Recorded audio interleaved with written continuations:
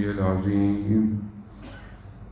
حسبنا الله ونعم الوكيل، نعم المولى ونعم النصير. أعوذ بالله من الشيطان الرجيم. بسم الله الرحمن الرحيم. الحمد لله الذي يؤمن الخائفين وينجي الصالحين وجزاء المستكبرين ويهلك ملوكهم ويستخلف آخرين. والصلاة والسلام على رسول ثقلين محبوب رب المشرقين والمغربين جد الحسن والحسين نبينا سيدنا أبي القاسم محمد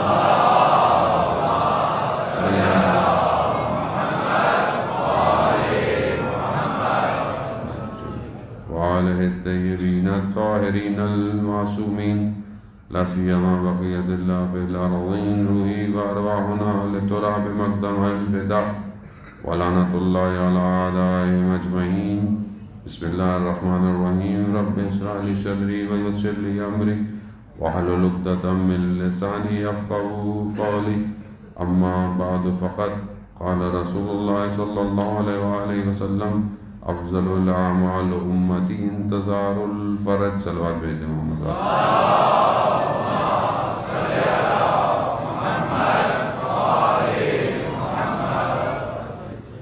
عزیزان سید الشہداء ایام عزا ہیں اور اسی سلسلے کی دوسری مجلس ہے. خدا کی بارگاہ میں شکر گزار ہیں کہ پروردگار نے یہ توفیق عطا فرمائی کہ ہم ان ایام میں اس عظیم حادثے کا، اس عظیم معرکے کا جو ہے وہ تذکرہ کریں اور خود اس سے ذکر حاصل کریں اور مقام اس رفت کی منزل پہ پہنچیں کہ جہاں ہمارے وقت کا امام ہمارا منتظر ہے. سید الشہداء علیہ السلام کا معرکہ وہ عظیم معرکہ ہے کہ جو قیامت تک کی انسانیت کو اپنی طرف دعوت دیتا ہے. یہ زمانے کے حدود میں یا مکان کے حدود میں ختم نہیں ہوا، بلکہ یہ قیامت تک، اور بلکہ نہ صرف اس عالم مادہ میں بلکہ ہر عالم کے اندر ابھی تک قیامت تک سید الشہداء کے اس معرکے سے فیض حاصل ہوتا رہے گا. جو بھی کمال تک پہنچنا چاہتا ہے ہر عالم میں اسے سید الشہداء سے متصل ہونا پڑے گا. اس کی جو دلیل ہے وہ اس سے بڑی نہیں ہو سکتی کہ جس کے لیے خود رسول خدا حضرت محمد مصطفیٰ اللہم صلی علی محمد وآل محمد وعجل.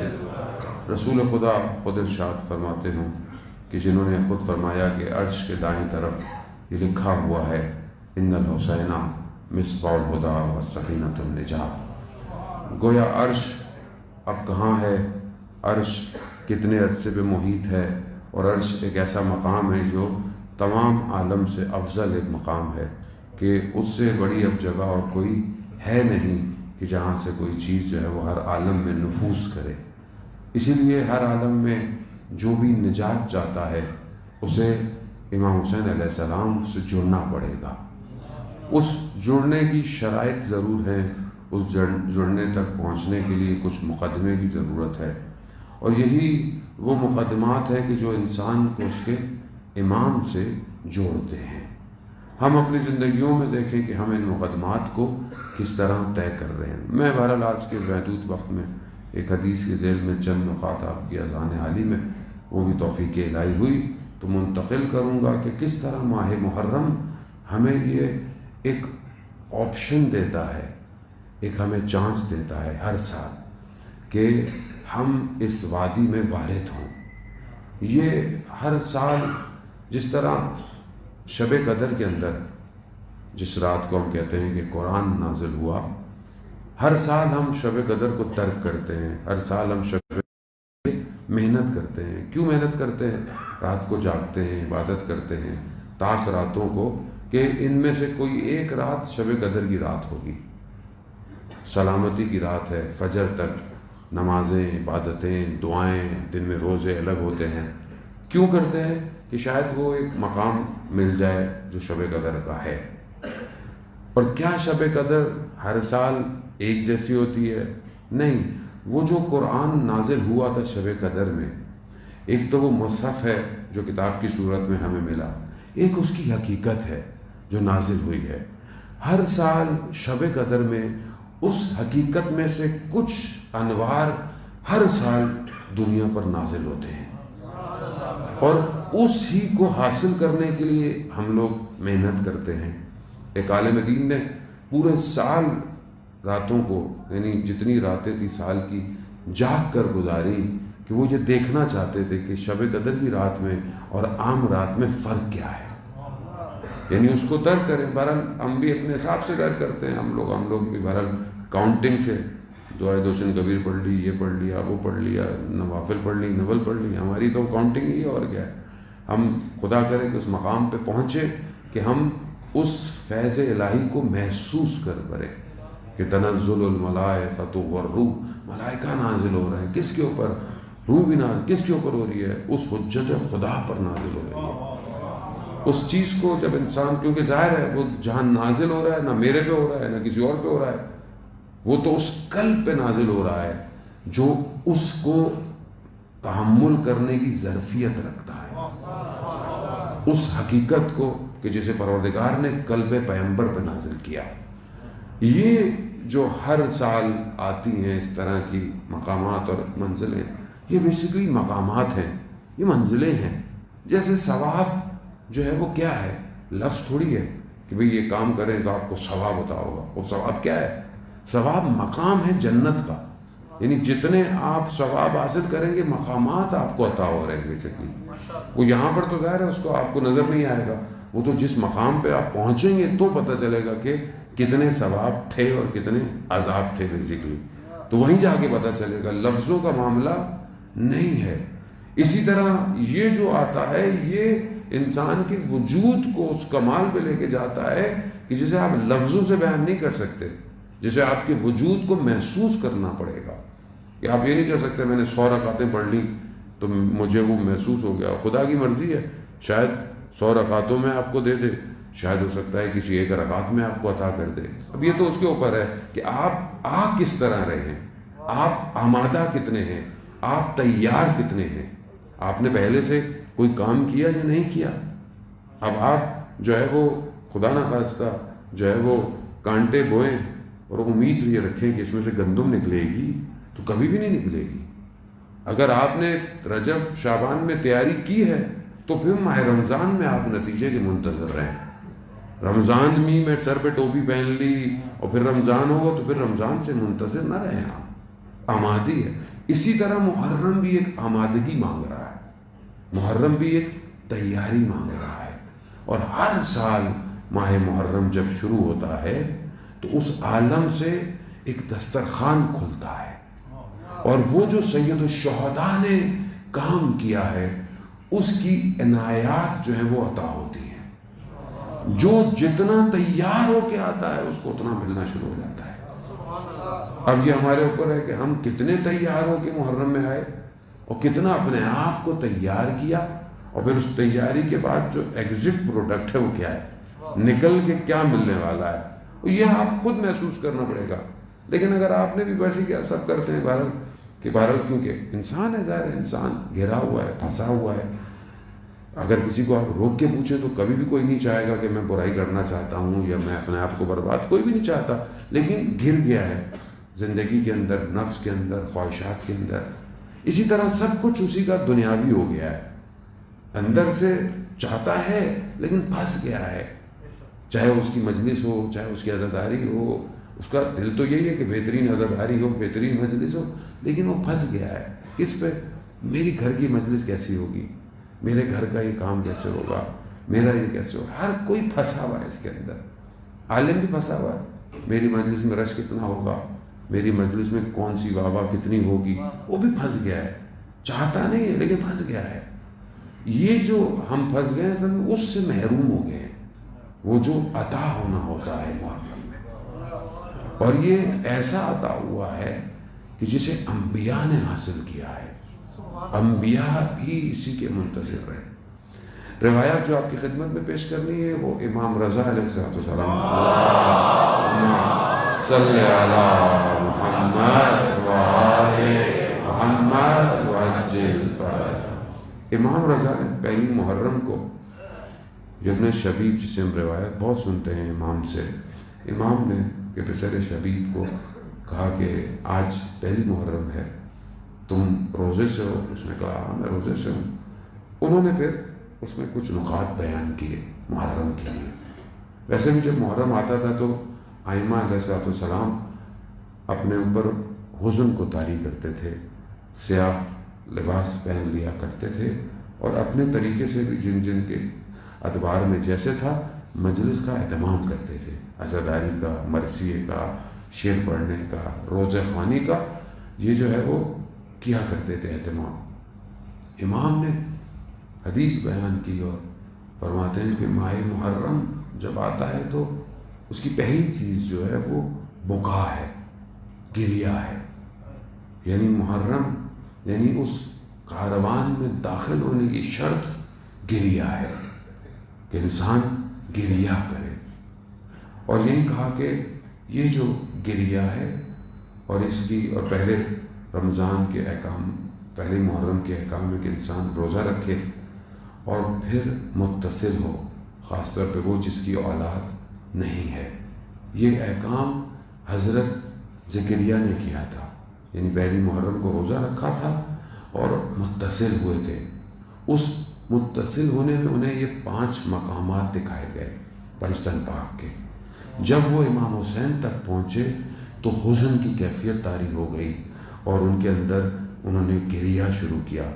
اس گریہ کی حالت میں انہوں نے حضرت یحییٰ کو طلب کیا، اپنے بیٹے کو طلب کیا۔ جب امام حسین علیہ السلام کا مقام دیکھا تو خود تمنا کی کہ پروردگار مجھے بھی اولاد عطا کر کہ میں بھی اس کو اسی راستے میں قربان کروں اور اس کیفیت کو محسوس کروں جس حد تک ہو سکتا ہے جسے رسول خدا محسوس کریں گے۔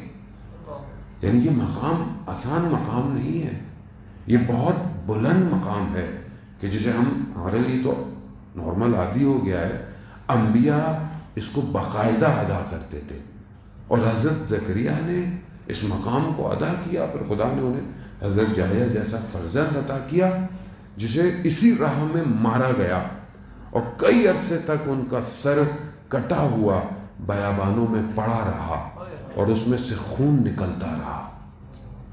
اس یاد کی خاطر سے قربانی دی گئی، ہر نبی سے متصل ہوا ہے۔ ذبح عظیم جہاں قرآن کہہ رہا ہے، اس ذبح عظیم کے لیے حضرت ابراہیم نے بھی اپنے بیٹے کو اس مقام پہ لے کر آئے کہ اسے قربان کریں، جسے پروردگار نے قبول کیا اور اس کے بجائے جو ہے وہ جانور دیا۔ لیکن حضرت ابراہیم کو بھی اس مقام تک پہنچنے کے لیے امتحان دینا پڑا۔ یہ بہت بڑا امتحان ہے کہ امام نے اپنے باطن میں ان ساری بلاؤں کو سمیٹا ہے اور پھر اس میں سے بشریت تک کو بچانے کے لیے اس سفر کو طے کیا ہے۔ عاشورہ ایک ظاہر ہے، عاشورہ کا ایک باطن بھی ہے۔ اس باطن کی جو ضیافت ہے، میزبانی ہے، اس کا میزبان پروردگار ہے، کہ پروردگار اس کا میزبان ہے، کہ جہاں امام حسین کو دعوت دی گئی اور سب سے پہلے امام حسین نے خود سب کچھ اپنے اوپر لیا اور پھر اپنے ساتھ لوگوں کو تیار کیا کہ وہ اس راستے سے اسی طرح اسی حالت میں گزرے، جو گزریں گے تو وہ پھر ایک مقام پہ پہنچیں گے۔ اور ہمیں بھی دعوت دی کہ یہ ایسا نہیں ہوا کہ یہ راستہ بند ہو گیا، راستہ یقیناً اصحاب امام حسین جیسا کوئی نہیں ہو سکتا، لیکن اس راستے کو کھلا رکھا ہے۔ پہلی شرط بکا، گریہ ہے، گریہ شہید الشہداء کے اوپر۔ ہم پورے سال کچھ بھی کریں، لیکن جب ماہ محرم آتا ہے تو جب کہیں فرض عزا بچتی ہے، جہاں کہیں پہ بھی ذکر شروع ہوتا ہے، چاہے وہ سلام ہو، چاہے وہ مرثیہ ہو، چاہے وہ نوحہ ہو، کچھ بھی ہو، خود بخود ہماری آنکھیں نم ہو جاتی ہیں۔ اس میں ہمارا کوئی کمال نہیں ہوتا۔ انسان کو رلانا آسان نہیں ہے، وہ بھی ایک نام پہ پوری دنیا کے کروڑوں لوگ گریہ کریں، یہ آسان نہیں ہے۔ یعنی اس ایک نام اس وجود میں اتنا سب کچھ سمیٹ لیا کہ جیسے ہی وہ ذکر ہوگا آنکھیں نم ہونا شروع ہو جائیں گی. اور پھر اس گریے کے لیے جو بیان کیا کہ چاہے تم اگر رو نہیں سکتے تو رونے والی شکل بناؤ. کیوں؟ کیونکہ مہم ہے یہ. ایک قطرہ بھی تمہارے آنکھوں میں ہوگا تو تمہارے گناہ اور گناہ صغیرہ اور کبیرہ معاف ہو جائیں گے. لیکن معاملہ کیا ہے؟ معاملہ ایسا نہیں ہے. ہم لوگ بعض اوقات پڑھتے ہیں، لوگ کہتے ہیں مولانا یہ کیا بات ہوئی، مطلب جو رو لے گا اس کے گناہ معاف ہو جائیں گے. معاف ہو جائیں گے، حدیث ہے، معاف ہو جائیں گے. روز قیامت میں جہاں آنکھیں پریشان ہوں گی اور رو رہی ہوں گی قیامت والے دن، مگر وہ آنکھ جو حسین ابن علی پر گریہ کی ہوگی وہ وہاں خوشحال ہوگی. یعنی مقام عطا کر رہا ہے خدا، موقع دے رہا ہے.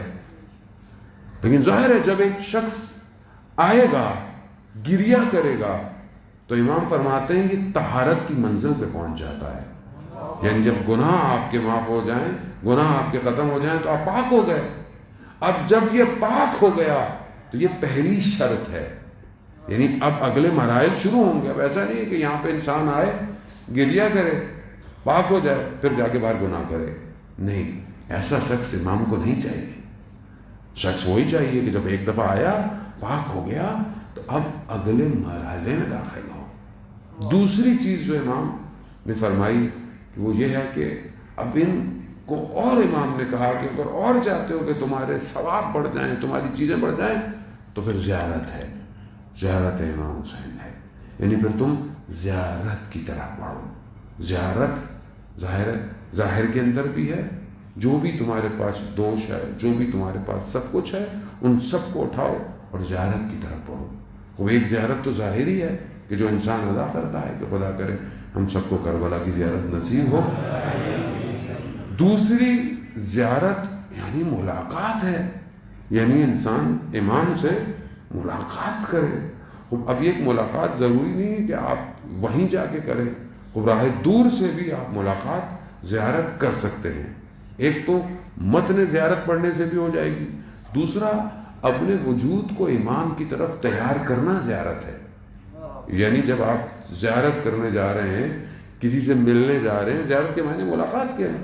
اب آپ جب ملاقات کرنے جا رہے ہیں تو اب آپ کو کیسے جانا ہوگا؟ اب آپ دنیا میں کسی سے ملتے ہیں، کسی شخص سے ملتے ہیں، جتنی بڑی پرسنالٹی ہوتی ہے آپ کے ملاقات جانے تک آپ اپنے آپ کو بڑا تیار کرتے ہیں. آپ ایکٹیو ہوں، چاہے ظاہری لباس ہو یا اس سے ملاقات کرنے کے لیے جو اور چیزیں ریکوائرڈ ہوں. امام سے ملاقات کتنی تیاری کی ضرورت ہے؟ محرم امام سے ملاقات کے لیے ہے، امام تک پہنچنے کے لیے ہے. تو کیا میں اپنی زندگی کے معاملوں کو اس طرح ایڈجسٹ کر رہا ہوں کہ میں امام سے ملاقات کروں گا؟ اور ظاہر میں بھی امام کے ظاہر کی بھی اتنی بڑی جو ہے وہ مقامات ہیں کہ خود حدیث میں بیان ہوتا ہے. امام حسین علیہ السلام فرماتے ہیں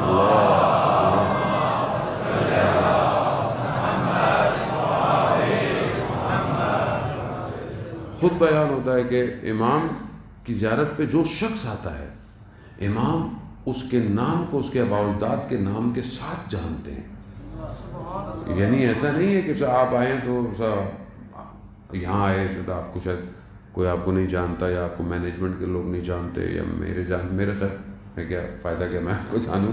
لیکن امام ایسا نہیں ہے. امام کی جو زیارت پہ جاتا ہے، اب چاہے آپ زیارت وہاں جا کے کریں، چاہے زیارت وہ شخص چھٹے امام جعفر صادق علیہ السلام صلی علی محمد. امام نے پوچھا کہ تم ہمارے جد کی زیارت پہ جاتے ہو ہر روز؟ کہا مولا ہر روز کہاں؟ کہا ہر ہفتے؟ کہا مولا ہر ہفتے کیسے جائے؟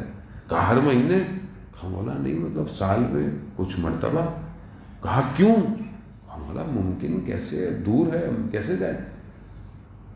کہا کہ تم کہیں پہ بھی ہو، کھلے آسمان نیچے جاؤ اور 3 دفعہ کہو السلام علیکہ یا ابا عبداللہ، السلام علیکہ یا ابا عبداللہ، السلام علیکہ یا ابا عبداللہ. کہیں پہ بھی ہو، یعنی زیارت ہو گئی. حدیث عزیزان محترم، ہمیں اصل میں ہمیں اپنے ائمہ کے الفاظ پر یقین نہیں ہے. مانتے ہیں، ایسا نہیں کہ نہیں مانتے. یقین کا تعلق وجود سے ہوتا ہے. علم ہر کوئی رکھتا ہے، علم ہے، یہ بات ہے، علم ہے. علم میں ہونا الگ ہوتا ہے، اس بات پر یقین ہو جانا الگ مقام ہے. منزلت یقین پہ پہنچے انسان، جیسے ہے ویسے. وہ اگر ہے تو اس کا مطلب ہے جب امام کہہ رہے ہیں تو زیارت ہوگی. تو جب زیارت ہوگی تو ملاقات ہوگی نا. تو اب جب یہ ملاقات ہوگی تو میں کیسا ہوں ان سے ملنے آیا ہوں؟ تیار ہوں. یہاں سے جب سلام بھیجا تو ہو سکتا ہے کہ وہاں سے جواب نہ آئے، سنائی نہیں دے، وہ ایک الگ بات ہے. کیوں؟ کیونکہ غفلت کے پردے ہیں. میں اپنی بات کر رہا ہوں، آپ کو نہیں کہہ رہا بتانا خاص. ایک شخص تھا کربلا کے اطراف میں رہتا تھا، اور ایک عالم دین نے خواب میں دیکھا کہ میں زیارت پہ گیا ہوں سید الشہداء کی، وہیں کے عالم تھے، اور میں زیارت کر رہا ہوں، اور باب قبلہ سے ایک جوان آیا، اس نے بھی زیارت کی، اور میں نے خواب میں دیکھا کہ اندر سے جب اس نے سلام کیا تو اندر سے امام اس کو جواب دے رہے ہیں اور یہ مسکرا رہا ہے. کہا یہ میں نے خواب دیکھا. دوسرے دن شب جمعہ تھی، میں پہنچا اور اسی مقام پہ میں نے اس جوان کو دیکھا، اور میں نے دیکھا اس نے اسی طریقے سے سلام کیا، اور سامنے تو ظاہر ہے مجھے نظر نہیں آیا، لیکن دیکھا کہ یہ جوان مسکرا رہا ہے. جب اس کا وقت گزر گیا، جب اس نے زیارت کر لی، تو میں نے کہا کہ ماجرا کیا ہے؟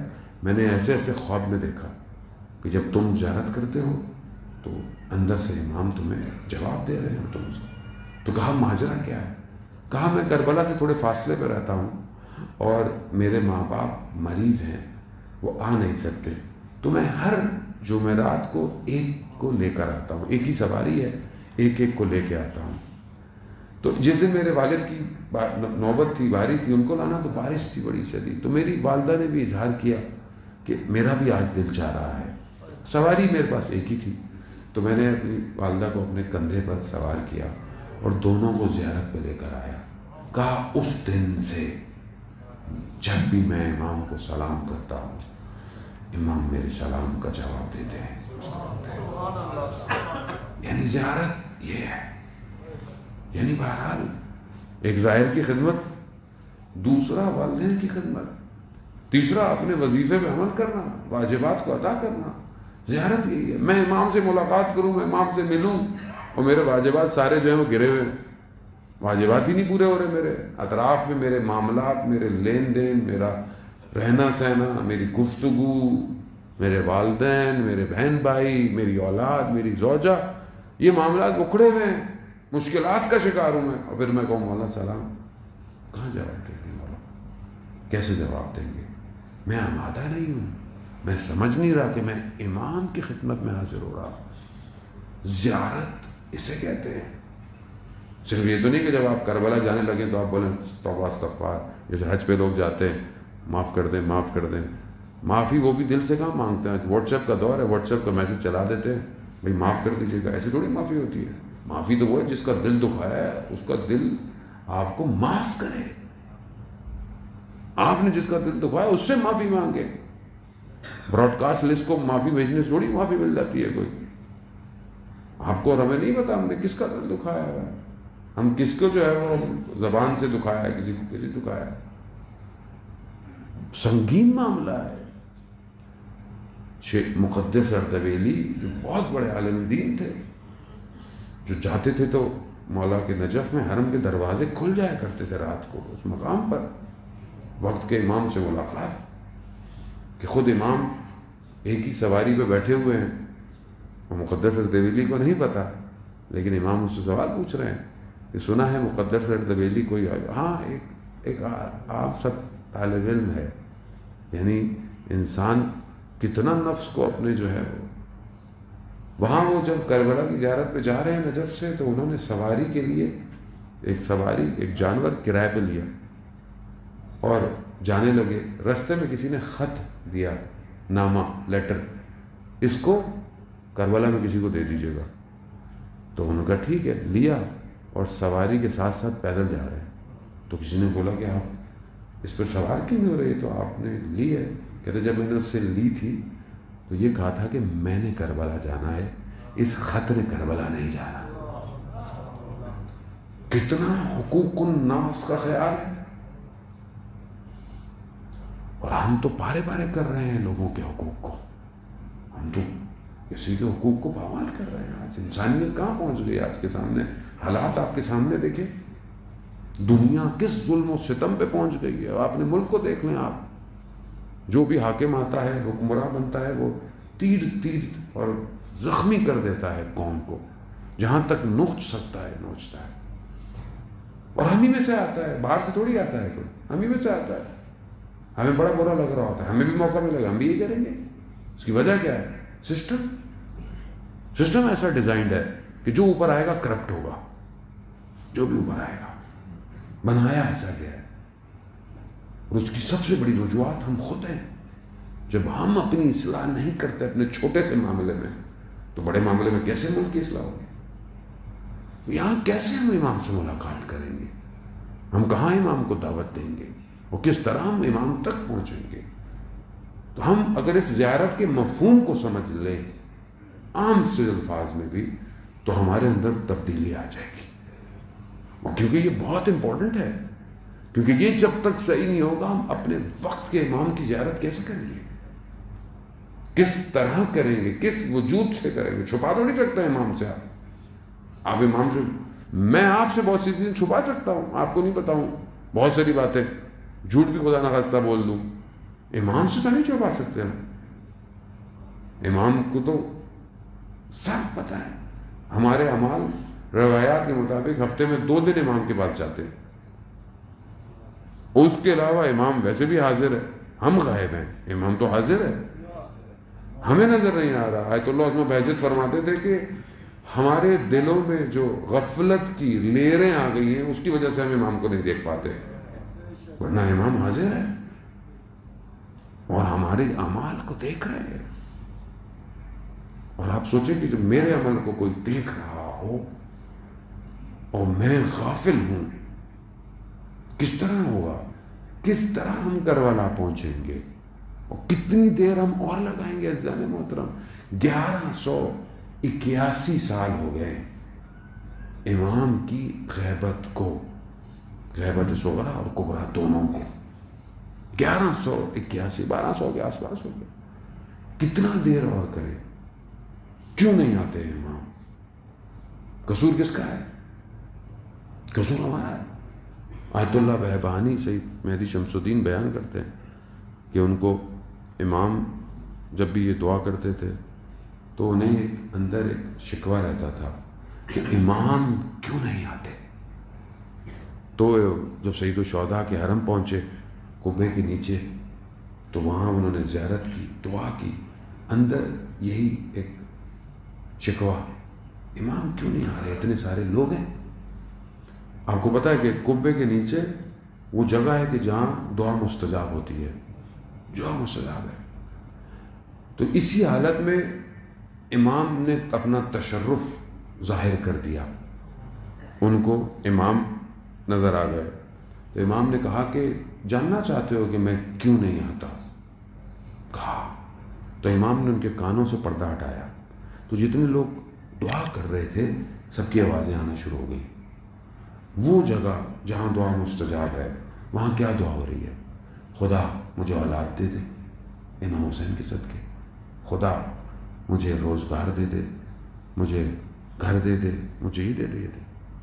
تو امام نے فرمایا کہ یہ وہ جگہ ہے کہ جہاں دعا مستجاب ہوتی ہے، میرے لیے دعا کوئی نہیں کر رہا۔ تو جب ہم دعا ہی نہیں کر رہے تو باقی معاملات کیسے طے ہوں گے؟ دعا کیا ہے؟ دعا کیا ہے؟ دعا لفظ تھوڑی ہے، دعا مقام تمنا اور مقام طلب ہے۔ اگر آپ پہنچ جائیں اس لفظ کے اوپر، یعنی مقام ہے دعا، یعنی جب میں دعا مانگتا ہوں تو کسی چیز کی تمنا کر رہا ہوں اور اس تمنا کے مقام پر پہنچنا چاہتا ہوں، چاہے مادی بھی چیز ہے، اگر میں کہہ رہا ہوں کہ یہ مجھے مل جائے یا میں یہاں پہنچ جاؤں، تو ایک مقام ہے نا، اس کی تمنا کر رہا ہوں، ایک چیز کی طلب کر رہا ہوں، تو کیا میری ان تمناؤں اور طلب میں وقت کا امام ہے یا نہیں ہے؟ تو میں کیسے پہنچوں گا؟ کربلا آسان نہیں ہے، کربلا بہت کچھ مانگتی ہے۔ پہلا چیز ہی آپ کا اپنا وجود ہے، وہ آئے گا تو باقی معاملات طے ہوں گے۔ یہاں امام نے کہا پہلی چیز بخا، گریا پاک کرو، پھر زیارت کے بعد امام کہتے ہیں پھر ہمارے دشمنوں پر، سید الشہداء کے دشمنوں پر لعن کرو، تبرہ کرو۔ یعنی کیا؟ یعنی ان سے بیزاری کا اظہار کرو۔ جب تک تم بیزاری کا اظہار کرو گے تو پھر ان کے مقابلے میں اپنی صف قائم کرو گے۔ جب دشمن تمہیں نشاندہی ہو جائے گا کہ یہ دشمن ہے سید الشہداء کا، تو اس کے مقابلے میں اپنی صفوں کو لے کر آؤ گے۔ تو یہاں یہ بہت ضروری ہے کہ بہرحال جو حالات آج کل چل رہے ہیں وہاں یہ بات بتانا کہ لعن کے معنی گالی گلوچ کے نہیں ہیں، سب اور شتم کے نہیں ہیں۔ خود نہج البلاغہ میں مولا متقیان نے ایک جنگ میں اپنے اصحاب کو کہا کہ مقابل والوں کو سب و شتم نہیں کرو۔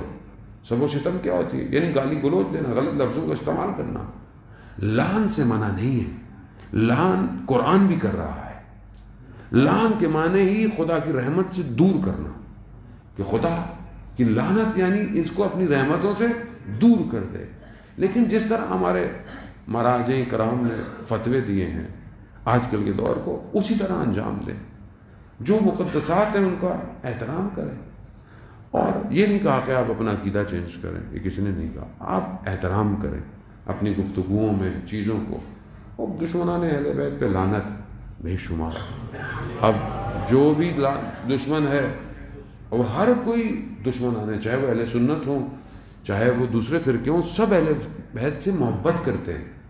اور جب آپ ایسا کہیں گے تو وہ بھی آپ کے ساتھ شامل ہوں گے، کہ وہ بھی، ان کو بھی غم اور غصہ ہے، وہ بھی اہل بیت سے محبت کرتے ہیں۔ ہر کسی کے محبت کے مقامات میں بے شک فرق ہو سکتا ہے، لیکن اصل ہدف ہے کہ اس تک ضرورت یہ ہے کہ اتحاد کی فضا قائم کرتے ہوئے دشمن کے اس اصل ہدف کو ختم کرنا ہے کہ جو آپس میں ملک کو برباد کرنے کے لیے چاہ رہا ہے۔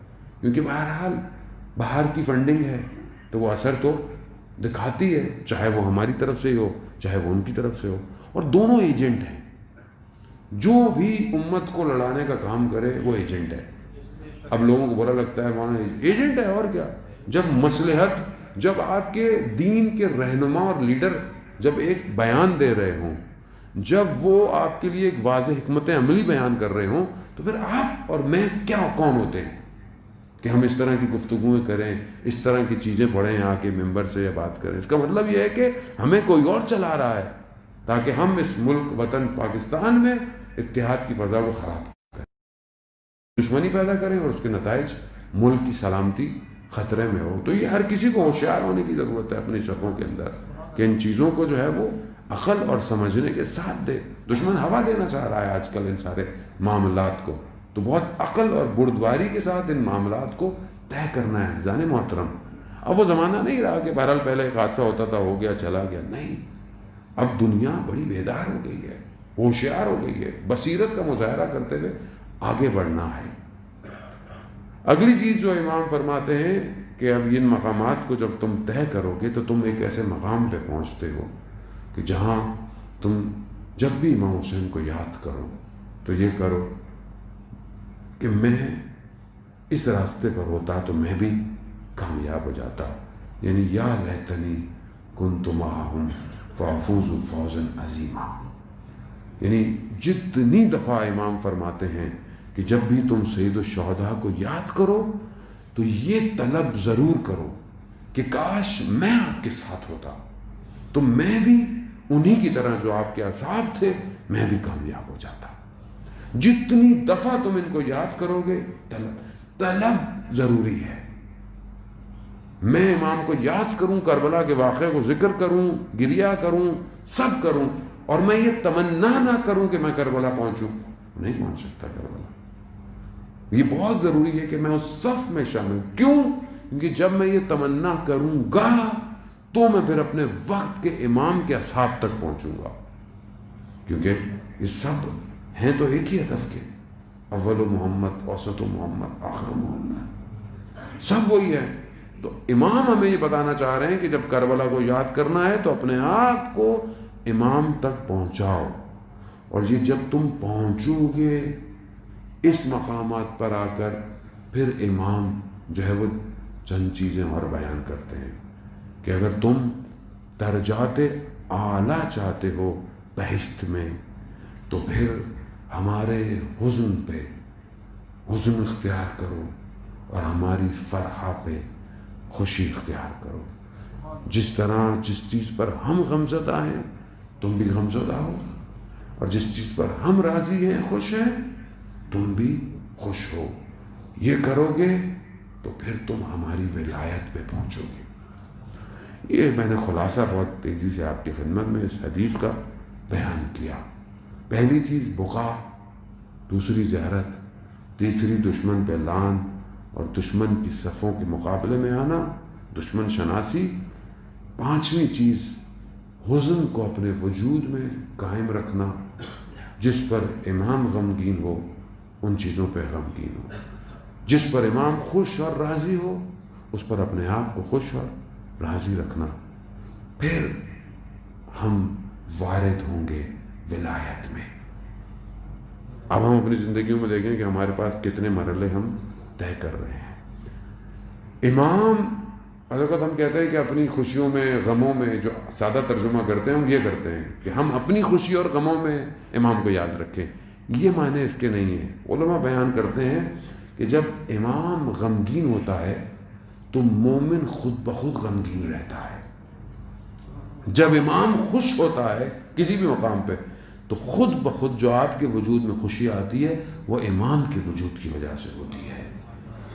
اب ظاہر ہے امام کس عالم میں اگر حزن میں ہے تو پھر ہمیں بھی حزن کی کیفیت خود بخود طاری ہونا ہوتی ہے۔ عزیزان محترم، ولایت شرط مانتی ہے۔ جنت میں مختلف مقامات ہیں اور سب سے بڑا مقام اصحاب سید الشہداء کا ہے۔ امام کے صحابیوں کا سب سے بڑا مقام ہے جنت میں۔ کیا مقام ہے؟ کہ وہ ہر وقت امام کے نور سے متصل ہوں گے، یعنی وہ ہر لمحے اس نور الہی جو امام کی صورت میں امام کے وجود سے نور نکل رہا ہوگا اس سے فیض حاصل کر رہے ہوں گے، اور اس طرح محو ہوں گے اس کے اندر کہ جنت کی دوسری نعمتیں رش کھائیں گی کہ کاش ہمیں دیکھ لیں۔ اس مقام پر یہ اصحاب سید الشہداء ہوں گے، اور ان میں سب سے بڑا مقام شہداء میں حضرت عباس علمدار کا ہے کہ وہ جو مقام ہوگا جس پہ سارے شہداء غبطے کھائیں گے، رش کریں گے کہ کیا مقام ہے سید الشہداء کا، حضرت عباس کا۔ خوب یہ مقامات ظاہر ہے طے کرنے پڑتے ہیں عزیزان محترم، یہ مقام ایسے تو نہیں حاصل ہوگا، اسی لیے ہمیں کربلا سے گزر کر جانا ہے اور ظہور تک جو ہے وہ اپنے آپ کو پہنچنا ہے۔ اب ہم دیکھیں کہ یہ جو اصحاب تھے امام کے، ان میں کیا ایسا تھا، یعنی زہیر ابن کین کہ جو خود اپنے اندر شخصیت تھا، اپنے اندر مال دولت دنیا اور سب کچھ اس نے رکھا ہوا تھا، مالدار تھا، خیمے لگتے تھے، خیموں کو اس نے اپنے اٹھایا، لیکن روز عاشورہ اس نے کیا جملے کہے کہ جب، بلکہ اس وقت نہیں جب کہ حضرت مسلم کی جب شہادت ہوئی تو امام نے انہیں کہا کہ جانا چاہو تو چلے جاؤ، یہ تو آگے یہی ہے۔ زہر کہہ رہا اگر جملہ، آپ غور کریں، ہمارے استاد کہتے ہیں کہ میں اس جملے کو جب بھی سنتا ہوں پڑھتا ہوں تو میں تواضع کے اندر آ جاتا ہوں۔ کیا کہا؟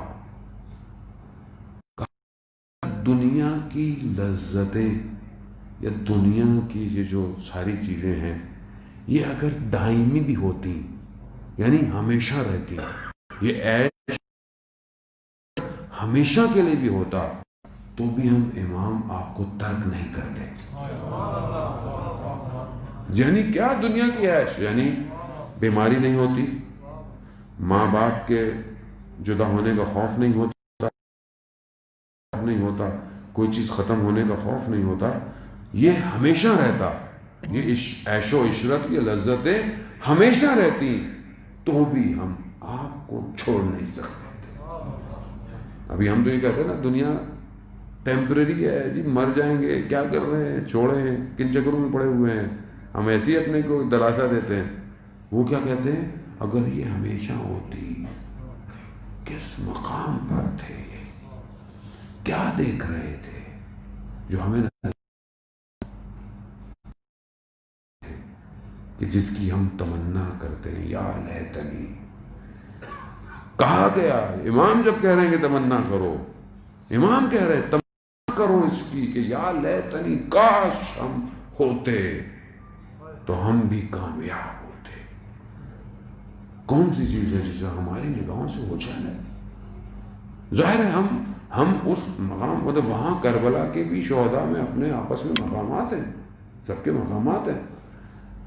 اب اس مقام پہ تو نہیں پہنچ سکتے ہم، لیکن کچھ تو درک کرنا پڑے گا نا. عزیزان محترم، زندگی گزرتی جا رہی ہے، بال سفید، داڑھی سفید، قبر تیار، اور ساری زندگی محرم مجلس سنتے رہے اور اس کو کیا کبھی تو کیا کیا؟ پھر محسوس جب نہیں کیا، جب وہ جو ہر سال عطا ہو رہا ہے کربلا میں سے مجھے کتنا ملتا ہے، میں کب تیار ہوں گا، کیسے تیار ہوں گا، کب تک میں عزا خانوں میں رہوں گا، کب میں مقتل سجاؤں گا، کب سجیں گے یہ مقتل جو انتظار کر رہے ہیں. وہ کہ جو تیر کھاتے رہے سینوں پر مگر ہلے نہیں. کیا چیز تھی جنہیں انہیں، کیا چیز تھی؟ یعنی اصحاب امام حسین کو ترک کرنے کی ضرورت ہے. یعنی اب جب خط ملا حبیب کو تو بیٹھا نہیں گیا، ایک آگ عشق کی وجود میں لگ گئی. اسی بے چینی میں جب نکلے تو کہا مسلم ابن اوسجہ کو دیکھ کر رہے ہو؟ کہا میں نے رات کو خواب میں رسول خدا کو دیکھا. کہا خضاب کرو، تو کہا وہ خضاب کرنے جا رہا ہوں. کہا تعبیر سمجھ نہیں پائے. کہا کیا؟ کہا امام حسین کربلا پہنچے ہیں، وہاں خضاب کرنا پڑے گا. کیسا خضاب کیا مسلم نے آپ نے؟ ہم کن مقام عزیزان، اسی لیے متصل ہوں اصحاب امام حسین سے. آیت اللہ حائری یزدی کہتے ہیں کہ میں حضرت حر سے توسل کر کے کم آیا تھا اور میں نے کم کا حوضہ تاسیس کیا. اتنا بڑا حوضہ جہاں آج دنیا کے 110 ممالک کے طالب علم پڑھ کر پوری دنیا میں کس زبانوں میں علوم اہل بیت پھیلا رہے ہیں، یہ حضرت حر سے توسل ہے. کس اور وہ پہنچے، حبیب پہنچے. کہتے ہیں بیان یہ ہوتا ہے کہ یہ لوگ گھر نہیں گئے، مسلم گھر نہیں گئے کہ میں گھر بتا دوں میں جا رہا، اسی حالت میں کربلا نکلے ہیں. کیوں؟ کیونکہ جانتے تھے کہ شاید کوئی چیز روک نہ لے. ضبط کی انہوں نے، وجود سے باہر نکلے، اپنے وجود کو پہنچایا اس وجود پر جو کائنات کا محور تھا، جہاں سارے عالم جھکے ہوئے تھے. امام وہی ہے، عالم امکان میں نقطہ محور تک ایک نگاہ رکھتا ہو. امام حسین. ہم امام کو ترک نہیں کر پاتے. ہم سمجھتے ہیں امام بس نارمل، امام مطلب کیونکہ بچپن سے سنتے آ رہے ہیں تو ہمیں امام کا، وہاں لوگ کٹنے کو تیار تھے، فنا ہو گئے اپنی بقا کے لیے. ایسے باقی رہے کہ آج تک ہم سلام کرتے ہیں انہیں. کیسے پہنچے؟ جب حبیب پہنچے تو گویا امام حسین منتظر ہیں حبیب کے. مقام، ہر مقام پہ ایک پرچم کو، ایک علم کو رکھا ہوا ہے کہ کسی کو دینا ہے، کیونکہ اصحاب کے سردار جو تھے وہ حبیب بن مظاہر تھے۔ جب دیکھا کہ دور سے کوئی دھواں اٹھ رہا ہے تو دیکھا گا تو حبیب پہنچے تو خوشی کی لہر دوڑی۔ جب خیموں میں آواز آئی تو بی بی نے پوچھا کہ کون ہے، کون آیا ہے؟ کہا بی بی حبیب ابن مظاہر ہے۔ وہ آپ جانتے ہیں نا کہ دشمن کے لشکر مل رہے تھے اور یہاں حسین کے پاس کوئی نہیں آ رہا تھا۔ ایسے میں جب کوئی آیا کتنی خوشی تھی کہ کوئی آیا ہے۔ بی بی نے پیغام بھجوایا کہ حبیب کو ہمارا سلام بھجواؤ۔ جب حبیب کو یہ سلام ملا تو حبیب نے کربلا کی خاک کو سر پہ ڈالا۔ کیا دن آ گئے، علی کی بیٹیاں ہمیں سلام دے رہی۔ غربت ہے ہم سے، خدا آپ کو اس کا درد ہے، خدا درد کو محترم حبیب نے اپنا کردار ادا کیا۔ حبیب نے شب عاشورہ جو گفتگو کہا کہ دیکھ دیر نہ کرے، یہ نہ ہو کہ صبح آل رسول کو کچھ ہو، ہمیں اس سے پہلے اپنے آپ کو قربان کرنا ہے۔ خوب انہوں نے قربان کیا عزیزان محترم، ایسا قربان کیا روز عاشورہ جب مسلم گرے تو حبیب پہنچے، دوست ہے، کہا کہ کوئی وصیت ہے؟ حبیب بھی جانتے ہیں کہ وہ بھی چلے جائیں گے، لیکن بہرحال پھر بھی کوئی وصیت ہے تو مسلم کی وصیت کیا عجیب ہے۔ خدا آپ کو اس کا اجر دے۔ اشارہ کیا مسلم نے امام کی طرف، کہا حبیب جب تک زندہ ہو زہرا کے لال کا بال نہ ٹوٹے۔ اللہ، یعنی خود مر جاؤ، خود کٹ جاؤ، یہ باقی رہے۔ اللہ اکبر، کیا انہوں نے حق ادا کیا، کیا سعید نے حق ادا کیا، تیروں کو سینے میں کھایا، گر گئے۔ امام کی نماز ادا ہوئی، جب گرے امام پوچھے، کہا مولا، یہ نہیں کہا عزیزان محترم میں نے بڑا کام کیا، میں نے نہیں کہا، مولا میں نے وفا کی۔ کہا ہاں صحیح، تم ہم سے پہلے بہشت کی طرف ہو۔ یہ کیا تھا، یہ کیا چیز تھی جسے دنیا آج تک سمجھ نہیں پائی کہ یہ کون تھے کہ جن کی گردنوں پر تیز دھاریں چلتی رہیں مگر انہوں نے اپنے آپ کو جدا نہیں ہونے دیا۔ یہ صرف معرفت امام ہے، امام کو پہچاننا ہے۔ ہم حیات نہیں ہیں، ہماری حیات اسی امام سے متصل ہے، اور امام ہے، ہادی ہے، ہدایت دینے والا ہے۔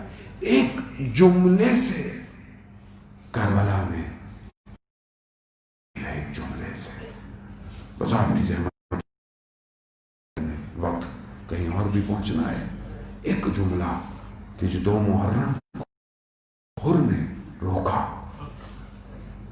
پانی پلایا، ہزاروں کا لشکر تھا، پانی تھا امام کے پاس، جانوروں کو بھی پانی پلایا۔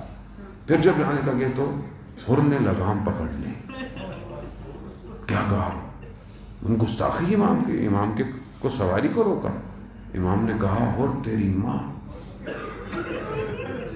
تیرے غم میں بیٹھے۔ امام کے جملے ایسے نہیں تھے، امام جانتے تھے کہ حر کو کہاں سے چنگاری لگانی ہے۔ حر نے کیا کہا؟ مولا اگر کوئی اور ہوتا تو میں جواب دیتا، مگر آپ کی والدہ کا احترام، بس یہ احترام حر کو بچا گیا۔ اللہ، ہاں عزیزان محترم، یہی تو نام ہے کائنات کا جو بچا سکتا ہے، اور ہے کیا ہمارے پاس؟ ہے جو پہلی محرم ہر جگہ آتی ہے، نازوں کو سمیٹنے آتی ہے اپنے بیٹے کے عزاداروں کو۔ یہی ایک نام تھا کہ حر شب عاشورہ ٹہل رہا ہے، کہا جنت اور جہنم کے درمیان میں دیکھ رہا ہوں۔ آ گیا، خلاصہ آ گیا، ہم نے اسے قبول کر لیا۔ آیا، جیسے آیا امام سے فوراً کہتا ہے کہ مولوی جانے دیجئے، میں آپ کے لیے اپنے آپ کو قربان کرنا ہوں۔ خود مہمان کا ترجمان کہ کوئی مہمان آئے تو اسے بیٹھائے، اسے روکے، لیکن امام نے کہا جاؤ، روکا نہیں، کیونکہ جب مہمان آئے گا تو کچھ پوچھنا پڑے گا، کچھ نہیں تو پانی تو پوچھنا پڑے گا نا، لیکن اب پانی نہیں ہے، کیا پوچھیں؟ کہاں جاؤ؟ جاتے ہوئے حر نے کہا مجھے اجازت دے میں خیموں سے معذرت کر لوں۔ حر اہل حرم کے خیموں کے سامنے ہے، خاک کو لی، خاک پہ بیٹھے، ہاتھوں کو جوڑا اور امام کی بہنوں سے عرض کیا کہ روز قیامت میرا قصد نہیں تھا کہ اس مقام پہ لاتا، مگر قیامت والے دن اپنی والدہ سے میری شکایت مت کیجیے۔ بس یہ کہنا تھا کہ حر چلا گیا۔ ہاں عزادارم ہوتا ہوں، حر چلا گیا، مجھے کسی اور مقام پہ لے کے جانا تھا لیکن وقت نہیں۔ ہاں حر چلا گیا، حر سے پہلے حر کا بیٹا گیا۔ حر کا بیٹا جیسے ہی گرا، حر پہنچنے لگے اس سے پہلے امام حسین پہنچ گئے۔ اللہ اکبر۔ بس ایک جملہ کہوں گا، جب یاد آئے تو میری یاد ہو، جن کے جوان بیٹے ہیں وہ کرے نا تو علی اکبر کو ضرور یاد کیا، بڑی کمائی تھی یہ امام حسین۔ امام کیا کہتے ہیں؟ امام کہتے ہیں حر جوان بیٹے کے لاشے پہ باپ نہیں آتا، جوان بیٹے کے لاشے پہ باپ نہیں آتا۔ میں کہوں گا حر اگر کچھ سانس تمہاری بچتی تو دیکھنا کہ خود امام حسین اپنے جوان بیٹے کے لاش کس طرح آئے۔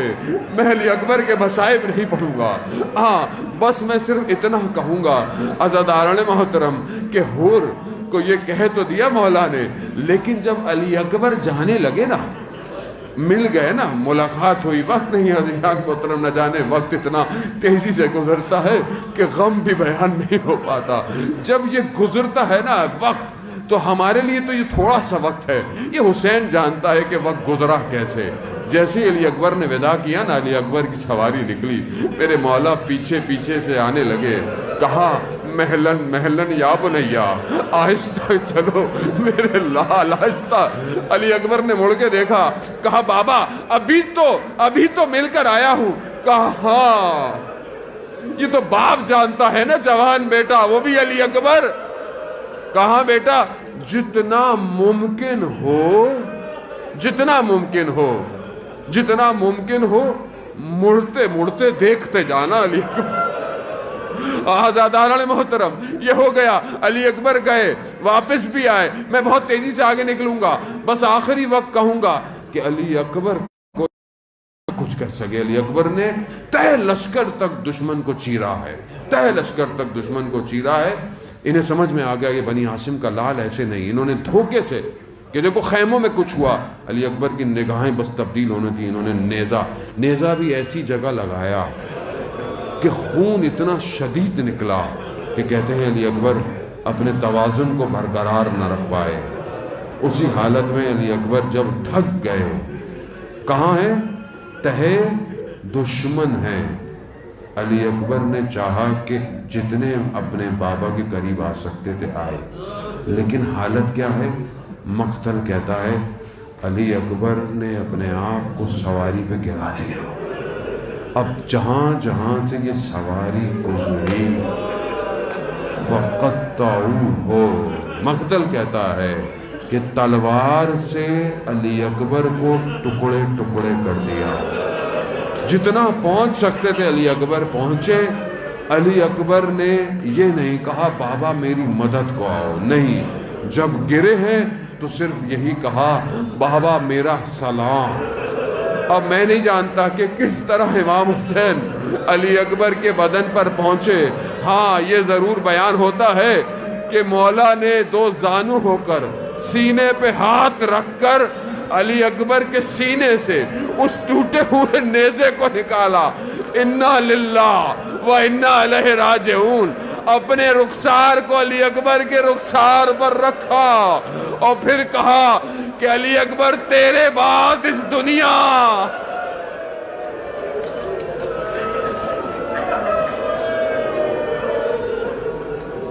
اللہ لعنت اللہ علی القوم الظالمین وسيعلم الذین ظلموا أي منقلب ينقلبون۔ پروردگار ہماری اس عبادت کو اپنی بارگاہ میں قبول فرما۔ پروردگار امام زمانہ کی ظہور میں تعجیل عطا فرما، ہمیں ان کے ناصروں ان کے مددگاروں میں شمار فرما۔ پروردگار جہاں بھی ماتم مجلس جلوس عزاداری اور ان کی حفاظت فرما۔ پروردگار دشمنوں کو نیست و نابود فرما۔ پروردگار مومنین کی عزاداروں کی جان مال کی حفاظت فرما۔ پروردگار آپس میں محبت اتفاق کی فضا کو قائم کرنے کی توفیق عطا فرما۔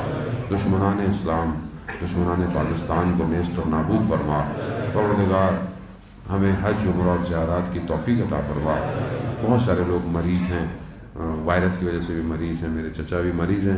پروردگار ان سب کو بیمار کربلا کے سب کی شفا کاملہ اور عاجلہ عطا فرما۔ پروردگار ہمیں کوئی غم نہ دے سوائے غم حسین کے۔ اللہم ارزقنا زیارت الحسین فی الدنیا و شفاعتہ فی الآخرہ۔ ماتم الحسین۔